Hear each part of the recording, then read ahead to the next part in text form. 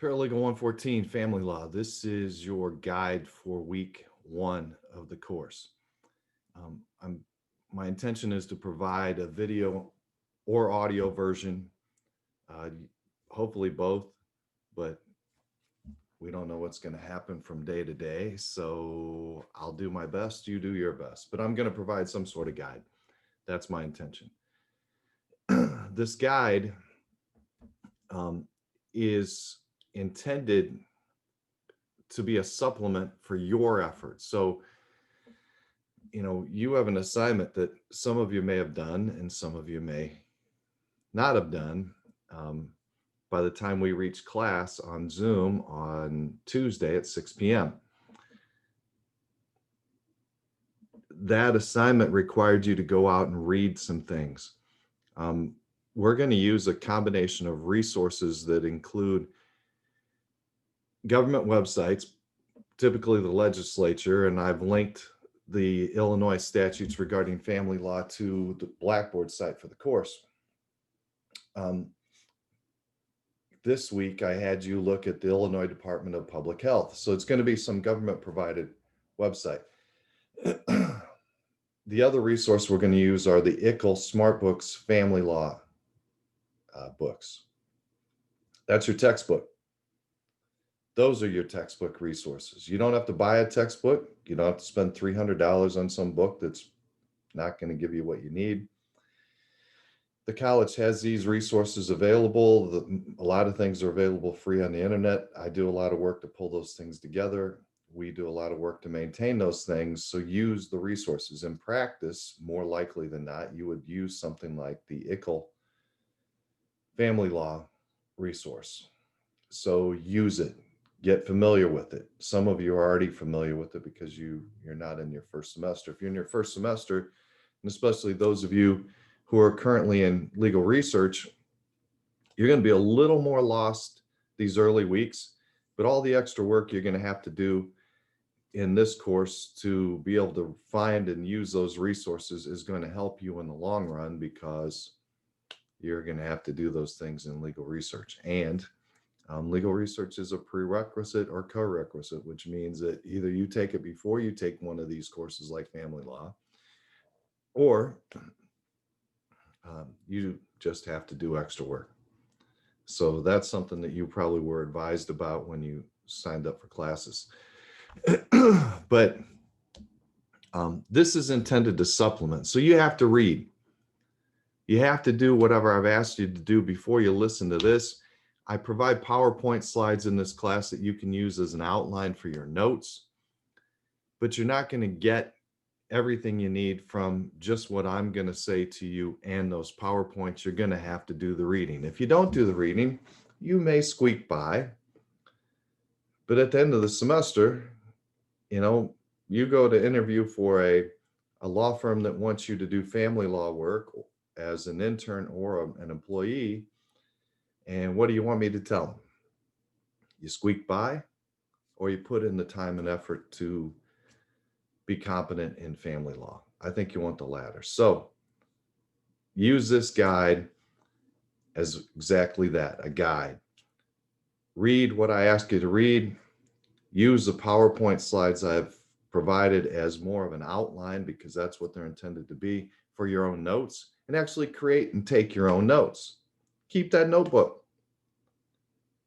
You may not go into practice in family law or a family law area initially, and then you may end up in a position where you're asked to do something in family law. It can be a resource you can come back to refresh your mind. And assuming you're either in at least 110 and you're going to get the discussion on competence, and if you've been here a while, you already know what the rule on competence advises or requires. So that's how you refresh your competence, okay? And when you finish this class, if you put in the work, you'll be fairly competent in family law. You'll be competent enough to go out and get a job and be taught by your lawyer specific things they want regarding their practice. So let me pull up the slides, and I would ask you do that. on your own computer or print them out, but have them available and have your notebook available. Um, my background in family law, I've been teaching this class. This is my 24th spring. Prior to teaching the class, I had some years in practice experienced in family law. And then for the past 30 years or so, I've had occasion to have to be consulting or providing some sort of advice, if nothing but a referral after helping somebody analyze their family law needs, to one of my friends and colleagues who's competent to handle family law cases and does handle those things. I do not handle any family law cases. Um, and that's by choice. And so, but I am familiar with some of the best in the business in the area, and throughout the state, really. One of my best friends from law school, my study partner, is a very good family law lawyer up in the Chicago area and had some major cases. So I have resources that I rely on to kind of keep myself competent. The syllabus for this course is on Blackboard. Please open, save, keep, review, read the syllabus. Those of you who are familiar with my courses know that I lay out each week the topics we're going to cover and a general description to guide you through what's expected. The deadlines are on that syllabus. This course, the deadlines are going to be for anything original Friday at noon. So we have class on Tuesday, or we meet on Tuesdays. So after this first week, you're going to have something that's going to be due following up our Tuesday class. It's due Friday at noon. You're going to have to review what other people post by class time the next week. And then you're also going to have a pre-class assignment. Many of you that were here since actually we started this format when we were a true hybrid, where we were actually meeting on campus together once a week. But then we transitioned last spring, and this was one of the courses that had to transition when COVID hit. Read the syllabus. It's available to you. When you get that student survey in the 12th week of the semester, please say that you had the syllabus, it was provided, and you have it available. It's your guide. It explains the expectations for grading, how to get a hold of me, all the objectives of the course, the resources of the course, and then each week, more importantly, everything that you have to do and what's going to be expected, the topics we're going to go through, and any assignments. The course requires you get, any paralegal course requires you get a C in the course. There's 50 points available weeks 1 through 14. And then 100 points available for the final project, which is a client project. It's a research memo. Those of you that have been here a while also know that you can't really miss too many of those 50-point weeks. In fact, you miss, one, you're putting an A at risk. You miss 2, you're putting a B at risk. And now you're moving towards that C. So you don't want to do that. They're not difficult points to get, but use your calendar. Put those deadlines in your calendar. Review your calendar every day. So you're not coming up on, 11 o'clock on a Friday and you're, oh no, I've got to do this assignment for Higgins. Because what's the quality of that assignment going to be? Not very good. So read the syllabus. The format of the class I've sort of laid out. You're going to have a pre-class assignment, which requires that you read some things, you prepare, you listen to or watch my guide. You actually take ownership of the material.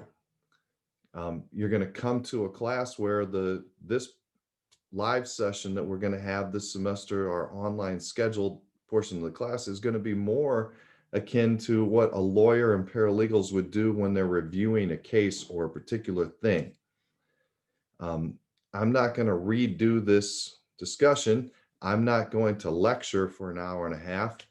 I'm going to be there to, talk about the things that you did pre-class, talk about the things that are expected for the rest of the week, and sort of introduce the next week, and then answer any questions you might have.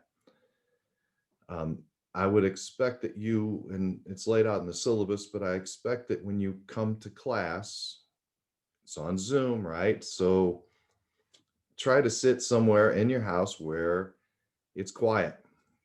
I know that's difficult at times, but we've had students in this environment, sitting in their laundry room because it's quiet. Nobody's coming in the laundry room except people that want to do laundry. Hopefully the washer or dryer is not running and you can have some quiet for an hour or so. Sit up, no laying on the bed, no eating a 5-course meal and, being distracted, because we're all watching you as well. You need to have your camera on. You need to have the ability to share your screen if I need to see a document, because along the way, we're going to create documents that you may have questions on, or I may need to see, or all of us may need to see. And, you need to be able to share that. So ideally, you're sitting at a computer. If you don't have a computer, ICC is renting computers very cheaply. Decent computers that'll help you get through the semester and get through the class. And I'm going to say really cheaply, you can afford it. So look into that if you need a computer, but you can't complete this class on a phone. You can't complete the Zoom sessions necessarily very well on a phone. You can't, do the things you need to do on a phone or a tablet for that matter. So if you need a computer, get one. If you don't have a computer available to you for this part of the class, get to somewhere where you can use a computer and you can use it in a place where you can pay attention. I can hear you, you can hear me. Many of you have been through this experience for a while now, so you know what it's like. You know what the expectations are. You know what it's going to take. So do that. The last thing, you may not think that you're going to practice in family law. In fact, you may say that, I've had some family law experiences for myself or my family or somebody in my extended family, and I just do not want to practice in any of those areas. And that might be your intent, but you still need to have some level of mastery of family law because it transcends every aspect of life, which means it transcends every aspect of practice. You may end up in a law practice that is only doing corporate work, only doing business type corporate work. There's going to be an issue at some point that client has or needs assistance on that revolves around family law. So you need to understand family law. So come with an open mind. And we're going to talk about coming with an open mind in a lot of different ways over the next few weeks.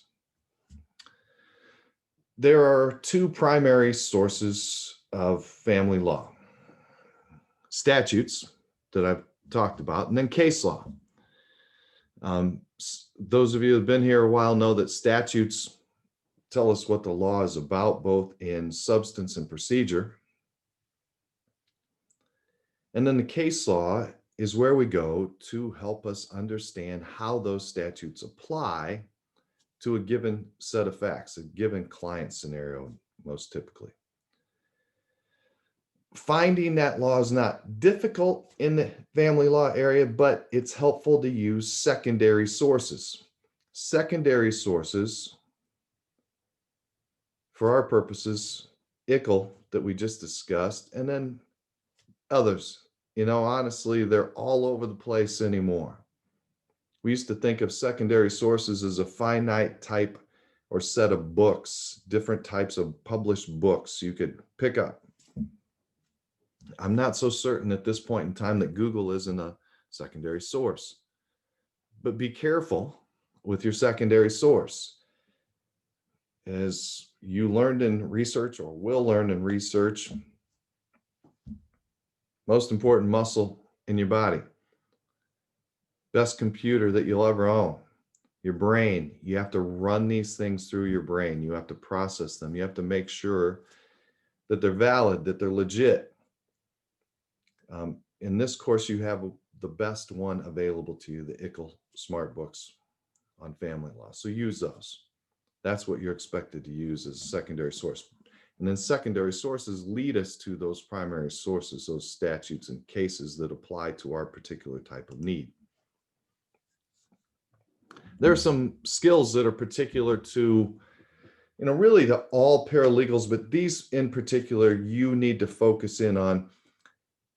If you had civil litigation, you'll recognize a lot of things we do in family law are litigation. They're civil litigation. So communication, written and oral. You're going to have a lot of communication with clients in particular, and other paralegals and law firms, lawyers possibly. So own the fact that you need to communicate professionally. Start practicing those things now, especially when it comes to things that you present in writing to the rest of us in this course. Check your grammar, check your spelling, make it look professional. Proofread it. If you're unsure of whether it sounds well or good, have somebody else proofread it, preferably somebody that's had English Comp 1 and 2. That's something you're going to practice in the office anyway. Somebody else is going to review or proofread everything you write. So get used to that. But work on and grasp and own your writing and oral communication skills. Research and investigation skills. You have to be able to find the law.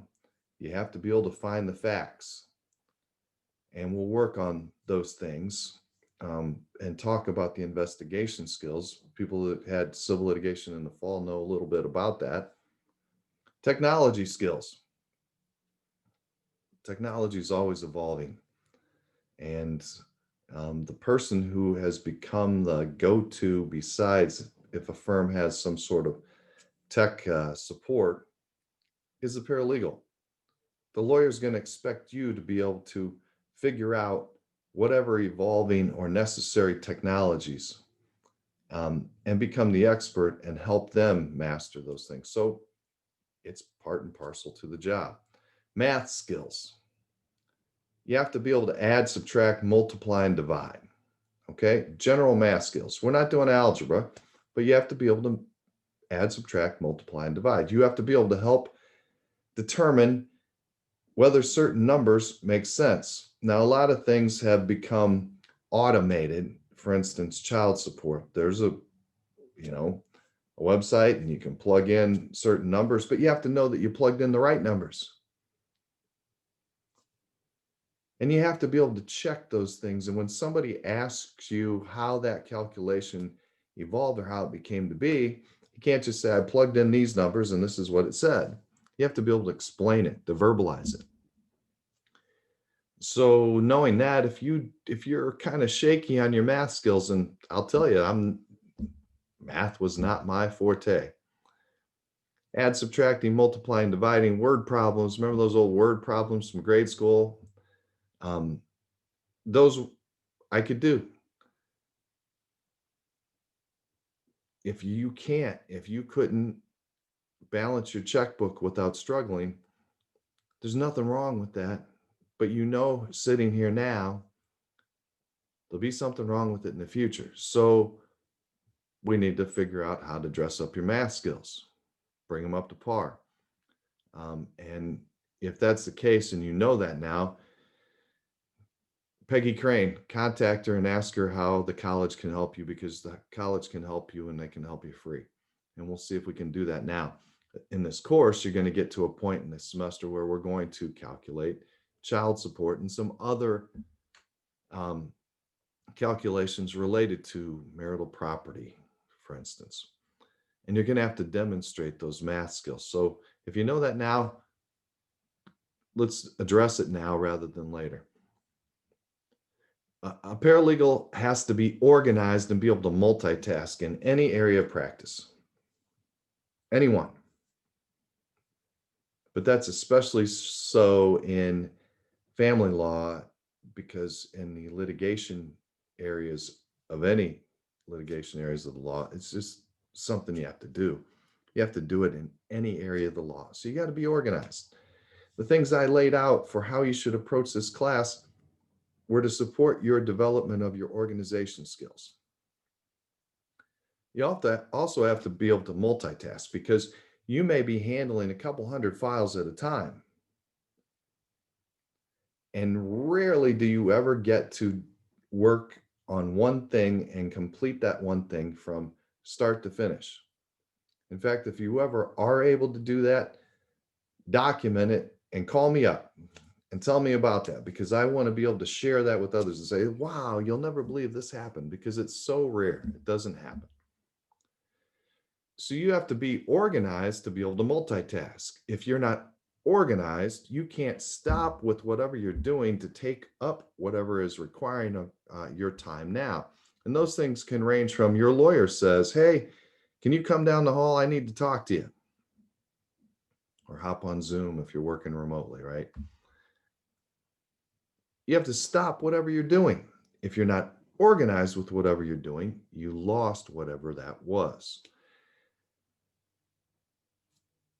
Be organized. Be prepared to multitask. You're going to have lots of interruptions. And as long as you're organized, you'll be able to go back to whatever you were doing whenever you're able to get back to it. Because a lot of times you may not be able to get back to it for some time. You got to be detail oriented. You have to be able to dot your I's and cross your T's. You have to own those details. You have to keep track of the details. And that's organizational skills, right? Focus, effort, and attitude. On focus, that's something that you may have a good handle on, and you may not. And if you don't, you know it. But even the most focused of us at times have other things going on that we carry into the job. So if you've been in some sort of scuffle with your spouse, or your kids are driving you crazy, you got some sort of other thing going on in your life, everybody does. But when you walk into the office and you start to do your work, draw the focus in. Take a deep breath. Take whatever it is that's taking up that brain space, put it to the back of your to-do list. Focus on what you have to do for that given day. Practice that here. Practice that in this class, in all your classes. Effort. Do your best. It's that simple. Regardless of the circumstance, do your best. Keep your calendar. Get things done on time. Don't wait till the last minute. Make sure you've covered every single aspect of what's asked of you. I lay these things out in a way that's similar to what you'll be asked to do in practice. I kind of lay them out in a much more detailed manner than probably what you're going to get in practice. Effort. And then attitude. You either enjoy what you're doing in life or you don't. It's the choice of loving what you do. You always hear about do what you love, do what you love. Well, let me tell you something. Not many people get to do what they love for money. Now, you may do what you like, and you may do something in the area of something that you enjoy or you understand or you're able to navigate in better than others.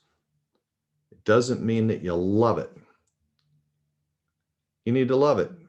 If you enjoy the law, if you enjoy helping other people, if you want to be of service, because that's what we do in the law, we serve other people through the law, then love it. Come with that attitude, okay? And if you can't love it, go find something else to do. You need to love what you do. You need to come with that attitude. You need to come with an attitude of, I'm going to do the best that I can for this particular client, for my boss, for our organization. I'm going to give it my best effort and all my best focus. Okay. And then the last item I had listed is team skills. Being a litigation area, at a bare minimum, depending on the size of an office, you need to be a good teammate for your supervising lawyer. You're going to work as a team. You're going to help these clients through their situation as a team.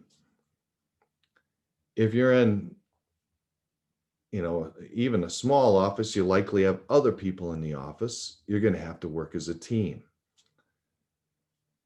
You're going to have to definitely work as a team if you're in a much larger office. But you have to be able to work with other people. Okay, within that office, you have to be able to work with other people.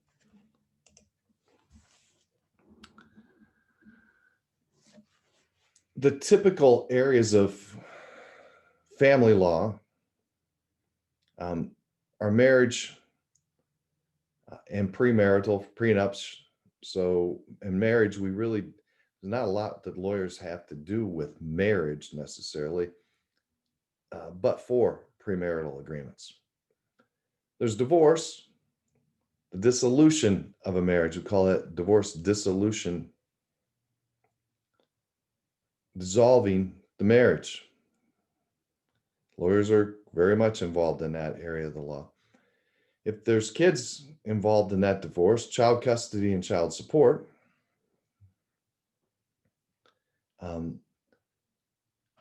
marital property, sorting out marital property, the property of the married couple, and that whole ball of wax. Sometimes lawyers involved in paternity, whether somebody is the father of the child, adoption.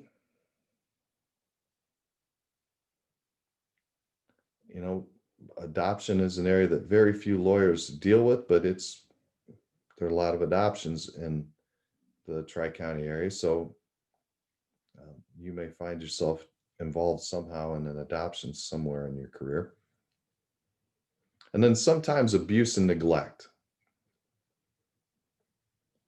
which we'll spend a little time on. Now on the slides, I have 4 of those areas marked with an asterisk, actually 5 of those areas, I should say. Marriage, divorce, child custody and support, paternity, and adoption. I asked you to do a perusal of the IDPH, Illinois Department of Public Health's website, and gather some information from that site. The IDPH in its role keeps a whole bunch of information besides the marriage and divorce ratio.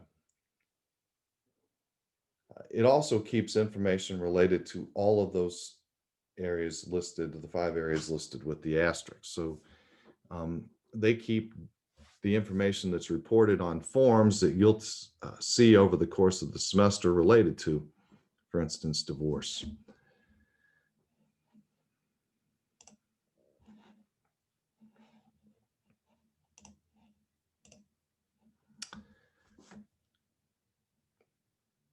If you have questions on the course format, the course content, the expectations, questions about family law, questions about family law lawyers or paralegals, or questions about anything related to the program, you're going to be able to ask those when we have our class session. And in our class session, I will answer those questions, and that's what you should come prepared to discuss or ask. And then I'll also discuss the remaining assignment for this week and then our assignment for next week. The assignment for this week, in addition to, hopefully the reading that you've done, but you need to go to the Illinois Department of Public Health website and look at statistics for marriages and divorces for Illinois counties. And then prepare a memo from you to me as your supervising attorney that explains the role of that department, its website, and the number of marriages and divorces recorded in both Peoria and Tazewell County for the last 2 years reported on that site. I'm also asking that you become familiar with the ICL family law volumes on the Illinois and the Illinois family law statutes. Now, the ICL family law volumes are found on the Illinois Central College Library site. And so I'm asking you to go to that site and see if you can log in to the ICL resources. You need your student login. Anything related to the library, you're going to have to log in with your student login. If you don't have that, you can't find it, you don't know what it is, call the help desk or email the help desk. I can't provide it to you. Okay? On that same memo, I ask you to list the various areas of family law covered in Illinois and briefly summarize how each of those areas may have impacted you or any member of your direct family. And then I want you to post this before the start of our first class Tuesday night and be prepared to discuss the things you discovered, as well as whatever questions you have when we meet on Tuesday evening. And then on Tuesday evening, we'll go over our assignment for the rest of week 1.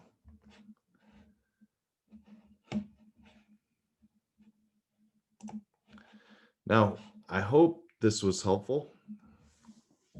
Again, the intention is to post the video version of this on YouTube, and then the audio version I'll post as a podcast. I'll link the podcast from Podbean, but that podcast is available about everywhere. There's a podcast service. It gets picked up all over the place. So you can either listen to that while you're creating your own notes, looking at the slides, or you can have it on the video, or you can listen to the video, whatever you want to do. Students have found it best used for a lot of different ways. Maybe that helps them go to sleep at night. I don't know. But it's available, so use it.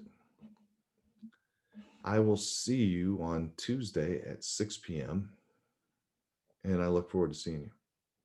Take care.